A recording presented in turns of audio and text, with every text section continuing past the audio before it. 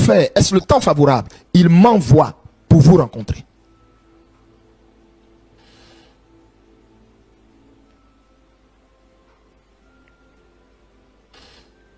Que Dieu vous bénisse. N'oubliez pas de liker, de partager, de commenter, de vous abonner surtout sur cette chaîne pour ne rater aucune de nos prochaines vidéos. Ce que le Seigneur a dit, c'est que toute l'histoire de la Côte d'Ivoire suit un programme, un processus. Je répète, toute l'histoire de la Côte d'Ivoire suit un programme, un processus. Déjà, tout le monde doit comprendre ça. Tout ce qui se passe là suit un programme.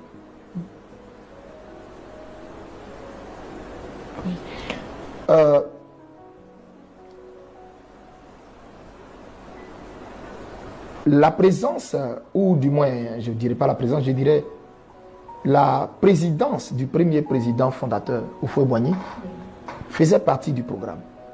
Il était là parce que le Seigneur avait voulu que ce soit lui qui soit le premier à présider aux destinées de ce pays. Après lui, il y a eu son successeur. Et son successeur, je crois, il était là juste peut-être 9 mois ou 1 an, je ne sais plus. Et après, je ne sais plus combien de temps exactement il est resté. Non, je pense de 93 à 99. Autant pour moi, ce n'est pas 9 mois ni 1 an, désolé. C'est, on va dire, 4 ans ou 5 ans. 5 ans, disons. 6 ans même presque. Voilà. 6 ans presque. Et lui, il est parti. Il est parti et c'est le Seigneur qui a permis tout ça. Celui qui est venu, il était là pour assurer une transaction, faciliter des élections. Et il a voulu, ayant goûté aux délices du pouvoir, il a voulu également rester là. Lui également, il est parti. Après lui, il y a eu un autre également qui est venu, qui lui est resté, disons, 10 ans, je pense. Et pendant ces 10 ans, tout son pouvoir, tout le temps il était là, c'était Dieu qui l'avait mis là. C'était Dieu qui avait permis qu'il soit là pour un but précis.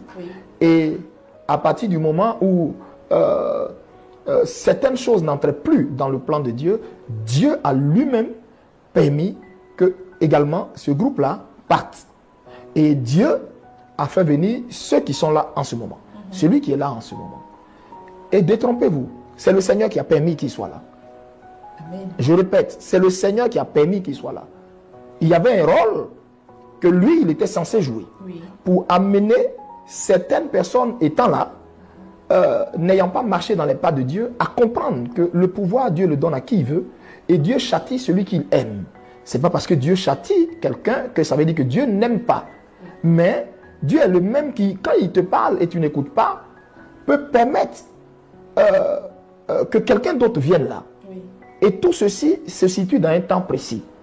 Et quand cette personne également finit son temps, la personne est censée également partir pour laisser la place à d'autres.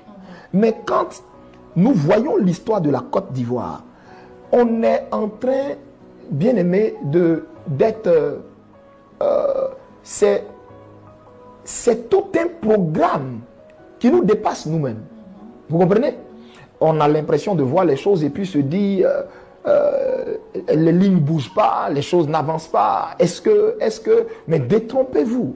Mais détrompez-vous. Le Seigneur qui a commencé sa chose depuis 1960. Je vous ai parlé du premier président. Depuis 1960. Le Seigneur qui a commencé sa chose. Lui-même est en train au fur et à mesure de faire.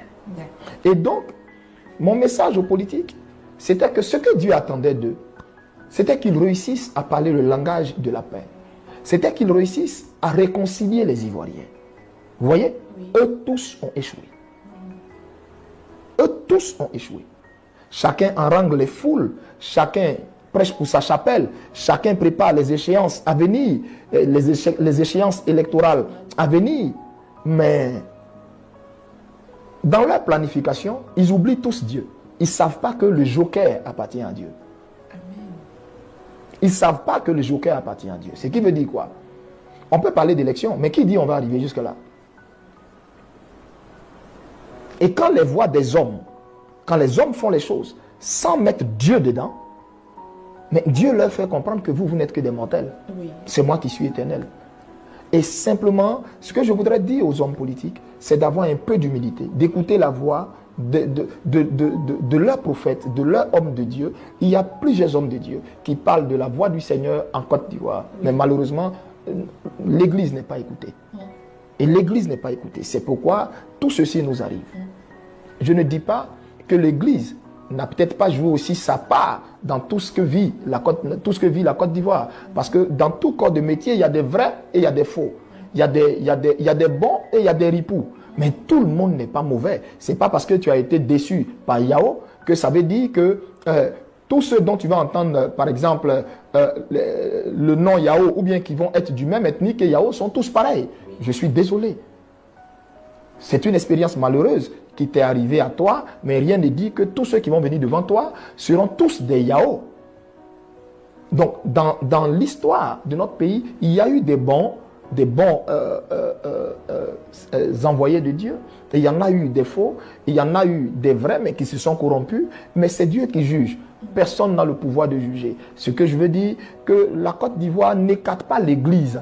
N'écarte pas l'Église dans son processus de paix, dans son processus de réconciliation. Oui. L'Église est l'entité à qui Dieu a confié le ministère de la réconciliation. Réconcilier le monde avec Christ avant le retour de Christ. Donc, personne ne va nous apprendre à faire une réconciliation. C'est à l'Église que Dieu a confié ce ministère.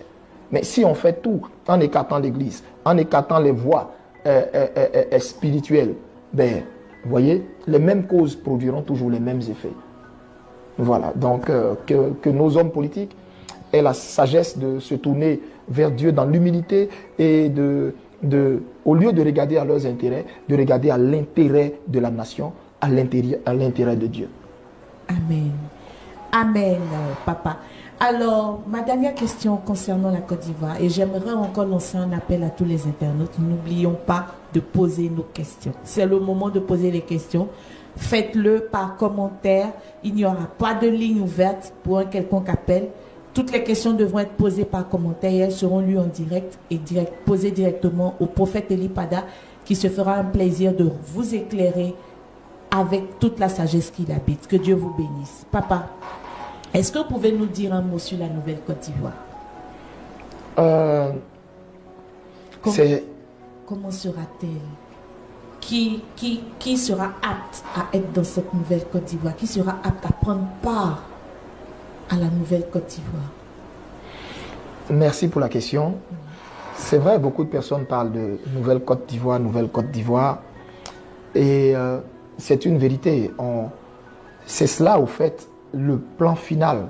Le plan final, c'est que Dieu, comme dans la parole de Dieu, le plan final de notre marche dans la foi, c'est une nouvelle Jérusalem, une nouvelle terre, de nouveaux cieux. Et le plan final de la Côte d'Ivoire, c'est, du moins, le plan final de la Côte d'Ivoire, c'est ça, c'est une nouvelle Côte d'Ivoire qui est en voie de naître. Mais malheureusement, qui va certainement naître dans la douleur. Vous voyez, il n'y a aucune naissance qui n'est pas suivie de pleurs, de cris, de douleur. Vous voyez? Et la nouvelle Côte d'Ivoire est une Côte d'Ivoire qui va naître, et ça je le dis clairement, pas avec les mêmes acteurs que nous sommes en train de voir. D'accord. Dieu va nous faire vivre une nouvelle page. Dieu va nous faire vivre une nouvelle page. Dieu va donner une certaine éducation spirituelle. Dieu va donner une certaine discipline spirituelle à l'Église en Côte d'Ivoire. Je voudrais dire que cette nouvelle Côte d'Ivoire va voir tomber plusieurs politiques. Plusieurs politiques. Ce n'est pas seulement les politiques.